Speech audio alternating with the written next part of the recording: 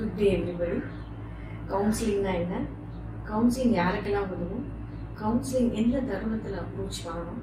Counseling என்னதான் செய்வாங்க? அத பத்தி தான் இந்த வீடியோல நம்ம பார்க்க போறோம். So what is counseling? Counseling is a professional assistance and guidance resolving personal and psychological issues. அதாவது தனிப்பட்ட பிரச்சனையா இருந்தாலும் சரி, மனம் சார்ந்த பிரச்சனையா இருந்தாலும் தீர்வு காண்ற இடம் தான் இந்த கவுன்சிலிங். இது யாருக்கெல்லாம் உதவும்?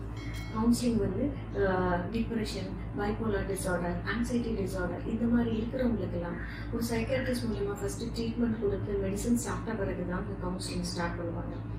நார்மல் பீப்புளுக்கும் கவுன்சிலிங் தேவைப்படுங்க. ஆனால் சமுதாயத்தில் ஒரு தவறான கருத்து இருக்குங்க. அதாவது மனம் நலம் பாதிக்கப்பட்டவங்களுக்கு தான் கவுன்சிலிங்கிறாங்க. அதனால கவுன்சிலிங் வர்றதுக்கு சங்கோஜப்படுறாங்க, அசிங்கப்படுறாங்க. அப்படி கிடையாது.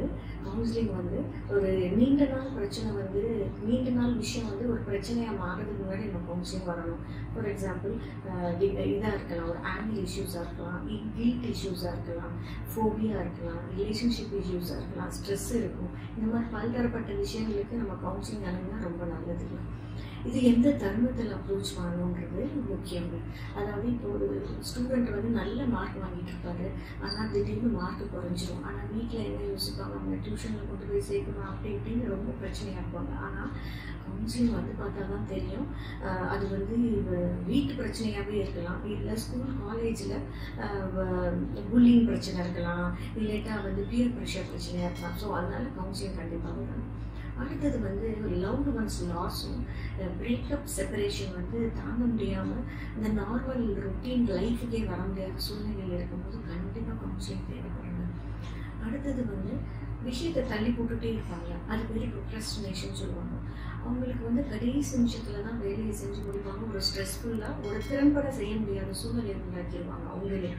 அதே மாதிரி வெயிட் லாஸ் ஜர்னியில் இருக்கிறவங்க நல்லா வெயிட் குறைவாங்க, திரும்பி பழைய வீட்டுக்கே வந்துடுவாங்க.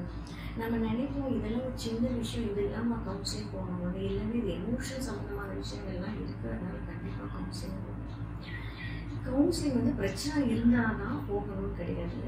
அதாவது change from one stage to another stage.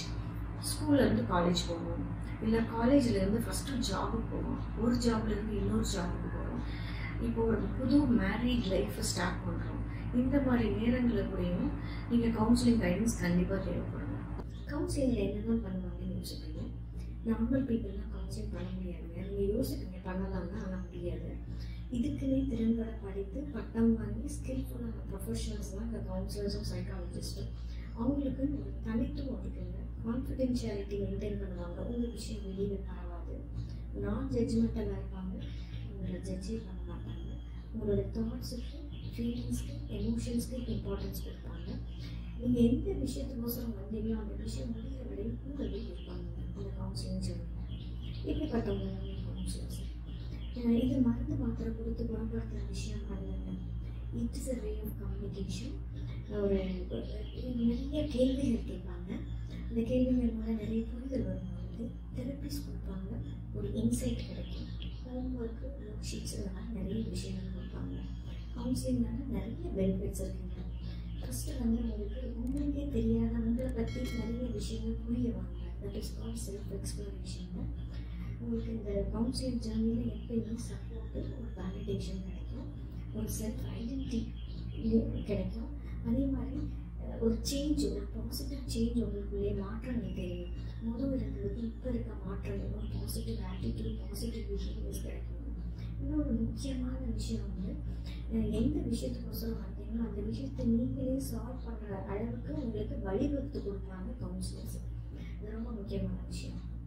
அதே மாதிரி ரீலாப்ஸ் ப்ரிவென்ஷன் சொல்கிறாங்க. உங்களை வந்து திருப்பி வராமல் இருக்கிறதுக்கு பக்குவப்படுத்தும். இவ்வளோ பெனிஃபிட்ஸ் உங்களுக்கு கிடைக்கும் போது உங்களுக்கு ஒரு செல்ஃப் கான்ஃபிடென்ஸ் இம்ப்ரூவ் ஆகும், செல்ஃப் சாட்டிஸ்ஃபேக்ஷனாக ஹாப்பியாக இருப்பீங்க. அதனால் கண்டிப்பாக கவுன்சிலிங் போங்க, மாற்றத்தை பாருங்கள், சந்தோஷம் அடைங்க. Thank you. Have a good day.